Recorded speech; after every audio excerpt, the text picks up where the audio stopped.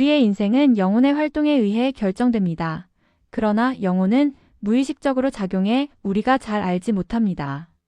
소공자의 강의는 우리의 잠자는 영혼을 깨어있는 삶으로 이끌어줍니다.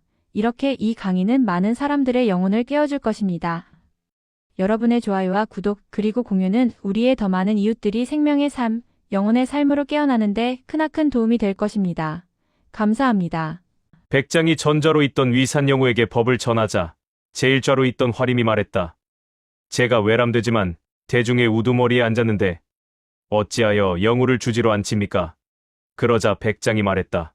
그렇다면 대중을 향하여 격에서 벗어난 말을 할 수 있는 자에게 주지를 시키겠다. 그리고 물병을 가리키며 화림에게 물었다. 물병이라고 부르지는 못한다. 무엇이라고 부르겠는가? 화림이 답했다.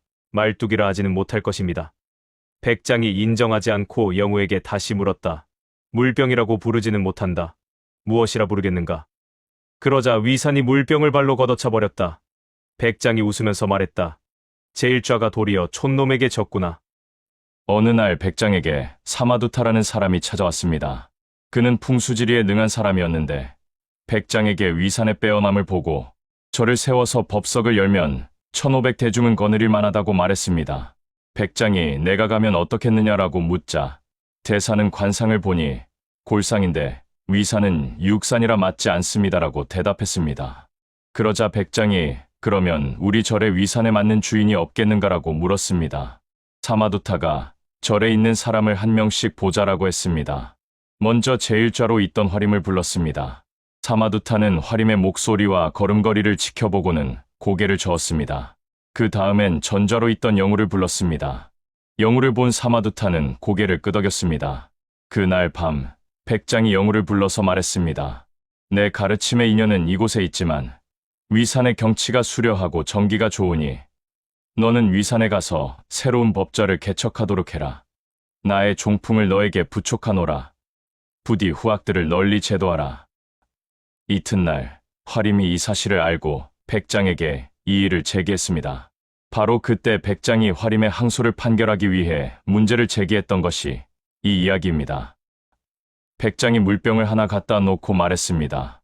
격에서 벗어난 말을 하는 자에게 주지를 시키겠다. 물병이라고 부르지는 못한다.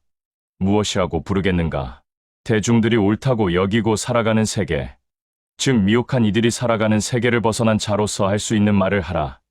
깨달음을 얻었다면 깨달음이 들어있는 표현을 말해보라. 화림이 대답했습니다.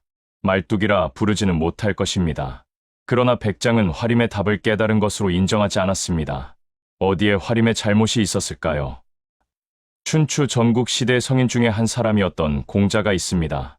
공자는 50살에 비로소 깨달음의 세계에 들어갔는데 깨닫기 전까지는 공자도 관념의 세계에서 많은 혼동을 일으켰습니다. 공자가 깨달은 후에 어떤 사람이 찾아와서 물었습니다. 제사를 지내야 옳은 일입니까? 그러자 공자가 대답했습니다. 그렇다. 제사를 지내는 것이 도리다. 제사를 지내도록 하라. 그런데 다른 사람이 찾아와서 또 물었습니다. 제사를 꼭 지내야 합니까? 제사를 안 지내도 되는 것 아닙니까? 공자가 대답했습니다. 그렇게 하도록 하라. 제사를 꼭 지낼 필요는 없다. 제사를 지내지 말도록 하라. 옆에 있던 제자들은 어리둥절해졌습니다. 공자의 이율 배반적인 말에 커다란 혼란을 느꼈습니다. 그 전까지 공자는 그런 적이 없었습니다. 그러나 공자는 변했습니다. 그래서 많은 제자들이 공자 곁을 떠나갔습니다. 깨닫기 전까지 공자는 어떤 질서와 룰을 만들어서 그 당시의 혼란한 사회를 구해보려고 했습니다. 그러나 50살의 깨달음을 얻은 뒤에는 자신이 어떤 틀에 매달려서 세상을 바라보고 있었다는 것을 알게 되었습니다. 그리고 그런 행동 규범으로서는 진정한 평화와 안정을 가져올 수 없음을 알았던 것입니다. 그러므로 지금 여러분이 알고 있는 공자의 사상은 결코 공자의 진면목일 수가 없습니다. 화림이 한 대답은 바로 공자가 깨닫기 전의 상태와 똑같습니다. 화림은 말의 세계, 즉 이미지에 탁 걸려버렸습니다. 이것을 물병이라고는 말할 수 없다. 무엇이라 부르겠는가? 말뚝이라 부르지는 못할 것입니다. 화림은 물병이라는 말에 꼭 붙어 있었습니다.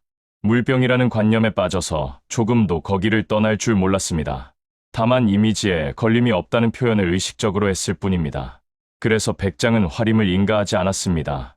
여러분은 외국 여자들이 담배를 피워 물면 그대로 수긍을 합니다. 오히려 어떤 아름다움과 멋을 느끼기도 합니다. 그러나 우리나라 여자들이 담배를 피우면 대번에 반감을 느낍니다. 심지어는 욕을 하기도 합니다. 외국 여자와 한국 여자들이 다른 점은 하나도 없습니다. 아무 상관이 없는데도 우리나라 여자들이 담배를 피우면 욕을 합니다. 그것이 바로 여러분이 가지고 있는 고정관념입니다. 옷을 입는 것도 그렇습니다. 지금은 옷의 모양이 다양해져서 모두 저마다 개성 있는 옷을 입고 다니고 있습니다. 그러나 불과 100년 전의 사람이 지금 다시 태어나서 온다면 틀림없이 이 세상이 전부 미쳤다고 생각할 것입니다. 그런데 그런 관념을 가지고 있는 사람은 항상 외부의 변화에 대해서 기분이 상하게 됩니다. 즉, 종이 속에 그려진 그림의 세계를 강하게 고집하면 할수록 더욱더 많은 갈등과 불화를 일으키게 됩니다. 인간에게 일어나는 모든 고통의 범인은 바로 고정관념과 그것을 지키려고 하는 자기 애착인 것입니다. 결국은 깨달음의 세계로 가야만 모든 고통이 사라지게 됩니다. 그런데 깨닫는다고 하니까 사람들은 잘못된 상상을 만들어내고 있습니다. 아, 석가모니도 가출제일도를 말했고 예수도 결혼하지 않았으니까 깨달으려면 결혼을 해서는 안 되겠구나. 결혼한 나는 포기해야 되겠구나. 여러분은 깨달으려면 가정을 다 팽개치고 와야만 되는 줄 알고 있습니다. 그러나 그런 것이 아닙니다. 가정을 버리고 오는 사람은 절대로 깨달을 수가 없습니다. 가정도 하나 제대로 지키고 유지하지 못하는 사람이 자기 종이의 세계를 지킬 리가 없습니다. 깨달음은 여러분을 온전하게 하는 것입니다. 진정으로 여러분의 가정이 온전해지기 위해서는 여러분이 깨달아야 합니다. 여러분이 진정으로 남편을 사랑하고 아내를 사랑하고 자식을 사랑하기 위해서는 깨닫지 않으면 안 됩니다. 화림과 같이 관념의 세계에 매여서 관념의 틀만을 벗어나려 해서는 진정으로 아내를 사랑할 수 없습니다. 사실 여러분은 아내를 절대로 사랑하고 있지 않습니다.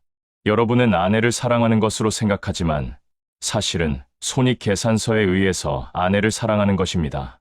아, 아내가 있어야 나를 위해 밥도 짓고 빨래도 하고 자식도 키우겠구나. 아내가 있어야 내가 편안하겠구나 하는 판단이 잠재의식에 작용되어서 아내가 사랑스럽다고 생각하는 것입니다.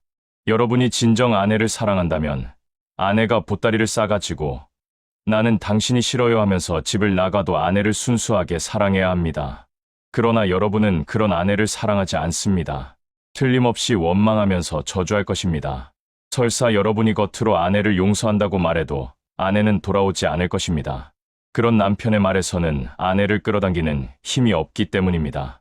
여러분이 아내를 사랑하기 위해서는 사랑을 터득해야만 합니다. 그리고 여러분이 곧 사랑이 되어야 합니다. 그랬을 때 비로소 여러분은 아내에게 피부에서부터 영혼과 감성에 이르기까지 모두 사랑을 느끼게 해줄 수 있습니다. 여러분의 사랑은 여러분 그림에 따라서 흘러나오고 있습니다. 집이 그려진 사람에게서는 집 같은 사랑이 흘러나오고 별이 그려진 사람에게서는 별 같은 사랑이 흘러나오고 있습니다. 그러므로 별이나 집에 알맞은 것이 나왔을 때 상대방을 끌어들이려고 합니다. 즉, 여러분은 사랑하고자 하는 것이 아니라 자신의 별 모양이나 집 모양을 유지시키기 위해서 그에 대응하는 대상을 끌어들이려고 합니다. 소유하려고 합니다. 그런 사람들이 대부분의 가정을 이루고 있습니다. 여러분이 진정으로 사랑을 터득하는 길, 즉 종이를 터득하는 길에 왔을 때 비로소 상대방을 위한 진정한 사랑을 할 수가 있는 것입니다. 이번에는 백장이 영우에게 물었습니다. 물병이라고는 부르지 못한다. 무엇이라 부르겠는가? 영우가 백장의 질문이 끝나기가 무섭게 물병을 발로 걷어차서 박살을 내버렸습니다. 그러자 백장이 껄껄 웃으면서 말했습니다. 제1좌가 촌놈에게 뺨을 맞았구나. 위사는 이미 현상을 보고 느끼는 그림의 세계에서 벗어나 있었습니다. 물병이다, 아니다 하는 세계. 그 시비의 세계를 떠나 있었습니다. 머릿속에서 그리는 이미지가 나를 얽어매지 못한다는 것을 표현하기 위해서 영우는 물병을 발로 차버렸습니다. 영우야말로 출격장부였습니다. 그는 종이의 세계로 들어갔기 때문에 그림을 마음대로 그리고 지울 수 있는 자유와 생명을 구사할 수 있었던 것입니다. 여러분도 지금 당장 영우와 같이 살 수 있어야 합니다. 그렇게 살도록 하십시오. 다음 영상에서 계속됩니다.